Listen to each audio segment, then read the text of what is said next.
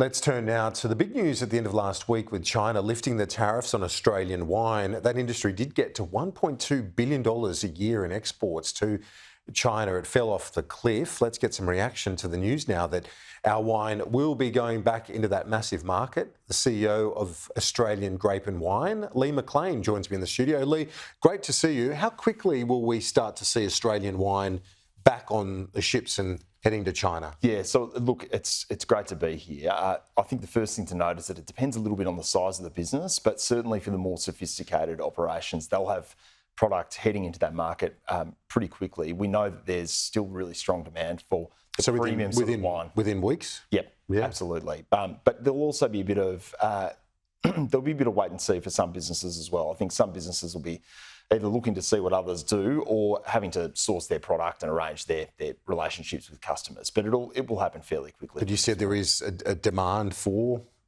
our wine? Absolutely. And the premium product too?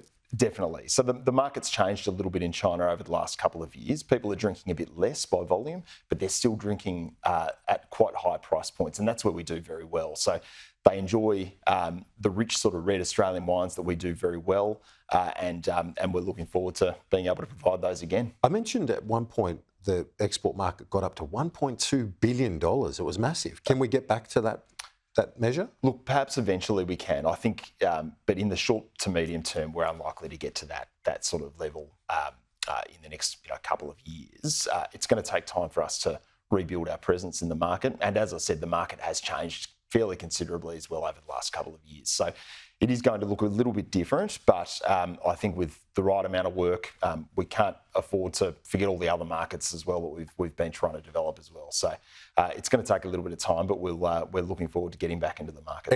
And when it comes to having supplies ready to go, we have a glut right now, don't we, in terms of products? So there's no shortage of wine to be able to export. That's exactly right. So I think the thing to remember is that we've got about 450 million litres of red wine sitting in tanks and barrels across the country. So it's going to take some time for that to be depleted. And a return to the China market's not going to solve all of those problems. We need to keep building markets wherever we can. And there's also going to be a discussion on the supply side about whether we've got the right number of grapes in the ground as well. So there's a lot of work for us to do over the next couple of years to work through that issue. How is the industry going? You spoke about some other markets that we've been working on in recent years. Where are they? And has that helped fill the void left by China? Yeah, look, to put this in perspective, so you mentioned that $1.2 billion figure with China earlier.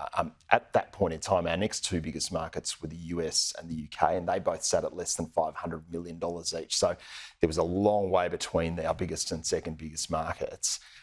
The reality is you can't sort of replace what we lost in China with any single market or collection of markets. But we've seen some good growth in Southeast Asia in particular. The US and the UK have been reasonable. And in the long term, we're really hoping that we can see some good opportunity in India as well. Yeah, well, and just finally, you touched on this, a bit of a shift in the drinking behaviours in China, but still a demand for quality premium Australian product. So that is encouraging to you? Absolutely. So we know that China's consumers continue to have a really strong affinity for what we make. They love the sort of rich, bold Australian red wines that we produce in this country, and we think that we've got a really good opportunity to provide and meet that demand in the near term.